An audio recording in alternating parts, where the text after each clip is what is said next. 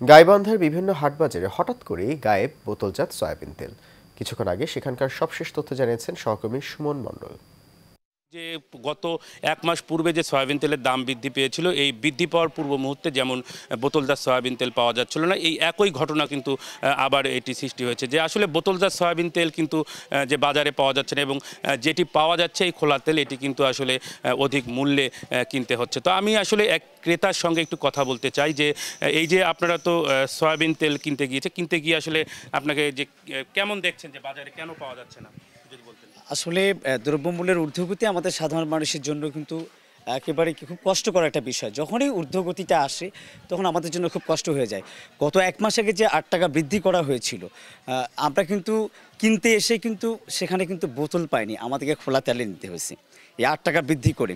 কিন্তু আবারও কিন্তু যে পরিস্থিতিতে আমি গত এই কিছুক্ষণ আগেই কিন্তু আমি দোকানে গিয়েছিলাম তেল নেওয়ার জন্য, আমাকে কিন্তু বোতল দিতে পারেনি, আমাকে খোলা তেল দিচ্ছে এবং সেটা একেবারেই অনেক মানে চড়া দামে নিচ্ছে, বেশি দামে নিচ্ছে। তো সরকারের কাছে আমাদের একটা প্রশ্ন, আমরা গত 1 মাসে গিয়ে ৮ টাকা বৃদ্ধি হলো, আমরা সেইভাবেই খাচ্ছি, তবু বোতল পাচ্ছি না। তো আবারও যদি এখন আমরা বোতল পাচ্ছি না, তার মানে আমরা এটা কি মনে করবো আবারও ৮ টাকা বৃদ্ধি পাবে? আপনি যেমনটি শুনলেন যে এই যে সয়াবিন তেলের যে দাম বৃদ্ধির যে 1 মাস পূর্বে যে বাণিজ্য মন্ত্রণালয় যে ৮ টাকা বৃদ্ধি করেছিল, এই একই কিন্তু ঘটনাটি ঘটেছিল যে বাজারে যে বোতলজাত সয়াবিন তেল এটি কিন্তু পাওয়া যাচ্ছিল না। আরেকটি জিনিস আমি আপনাকে বলে রাখি যে আমি যে বিক্রেতার সঙ্গে কথা বলেছি, তারা আমাকে যেমনটি বলেছেন যে বোতলে থাকা যে দামটি রয়েছে, এই দামেই কিন্তু তাদেরকে যে ডিলারদের কাছ থেকে কিনতে হচ্ছে।